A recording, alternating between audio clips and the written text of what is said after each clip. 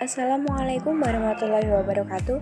Kami dari kelompok 10 yang beranggotakan 3 orang, yakni Lailatul Farihah, Novita Sari, dan Putri Dewi Salsabila, akan memaparkan sedikit penjelasan mengenai telaah filosofis evaluasi pembelajaran ideal dalam pendidikan Islam.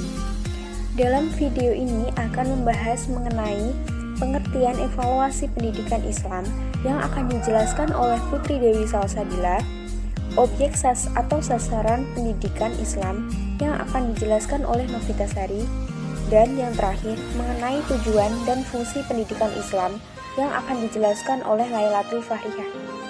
Langsung saja kita simak videonya. Pengertian evaluasi pendidikan.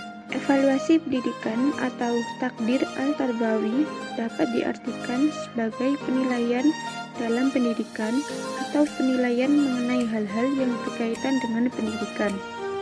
Evaluasi menurut pendidikan Islam ialah cara atau upaya penilaian tingkah laku peserta didik berdasarkan perhitungan yang bersifat menyeluruh, meliputi aspek-aspek psikologis dan spiritual.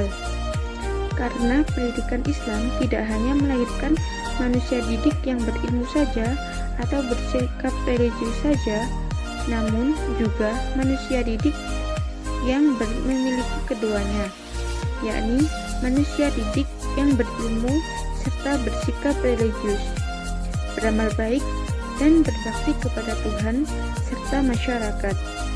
Objek atau sasaran yang dapat dievaluasi dalam pendidikan Islam memiliki beberapa kategori.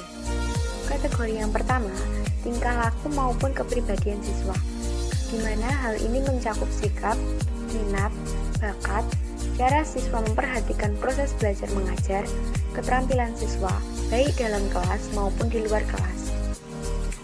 Yang kedua, kemampuan siswa dalam menangkap pendidikan dan pengajaran yang diberikan. Dan yang ketiga, proses belajar dan mengajar yang dilakukan guru dan murid selama di kelas. Karena hal tersebut dapat menunjang keberhasilan dalam proses belajar siswa.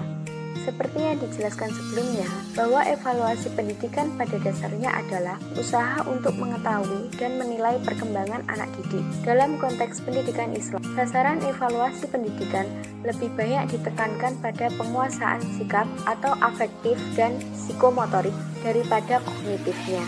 Tujuan dari evaluasi pendidikan yaitu untuk mengetahui kemampuan dan perkembangan peserta didik dalam hubungannya dengan Tuhannya, masyarakat, alam, bahkan dirinya sendiri. Fungsi evaluasi dalam pendidikan Islam. Pertama, untuk membantu seorang pendidik agar mengetahui apakah tugas belajar mengajar yang dilaksanakan telah mencapai hasil yang diharapkan. Kedua, membantu peserta didik agar dapat mengetahui kekurangan dalam proses belajar. Ketiga, untuk membantu para ahli dalam pendidikan Islam mengetahui kekurangan dan kelebihan dari program yang telah dilaksanakan yang mencakup materi, metode, bahkan proses belajar mengajar. Keempat, untuk membantu bidang politik atau pemerintahan untuk dapat mengetahui kekurangan dari kebijakan yang telah diterapkan. Dapat disimpulkan bahwa sistem evaluasi dalam pendidikan Islam sangat erat kaitannya dan berlandasan dengan firman-firman Allah, di mana dinyatakan bahwa evaluasi dalam pendidikan Islam sebagai upaya menguji keimanan manusia terhadap masalah yang dihadapi, menentukan tingkatan atau taraf keimanan seseorang, mengukur daya ingat seseorang, memberikan kabar baik bagi yang berbuat baik. Evaluasi tanpa memandang penampilan seseorang, dan dalam pelaksanaan evaluasi diharuskan bersikap yang adil. Melalui pemaparan tersebut, dengan guru melakukan evaluasi atau penilaian dapat diketahui sejauh mana hasil belajar peserta didik. Adanya kegiatan evaluasi akan ditemukan informasi tentang baik buruknya kegiatan belajar mengajar yang sudah diterapkan siswa dan guru. Alternatif dalam melakukan evaluasi pendidikan, yang pertama adalah guru menentukan sasaran yang akan dievaluasi. Yang kedua, guru menentukan alat-alat tes yang akan dilakukan dalam proses evaluasi. Yang ketiga, guru melakukan verifikasi data dengan melakukannya sesuai fakta yang ada. Yang keempat, guru merumuskan hasil dari proses evaluasi tersebut. Sekian video kali ini.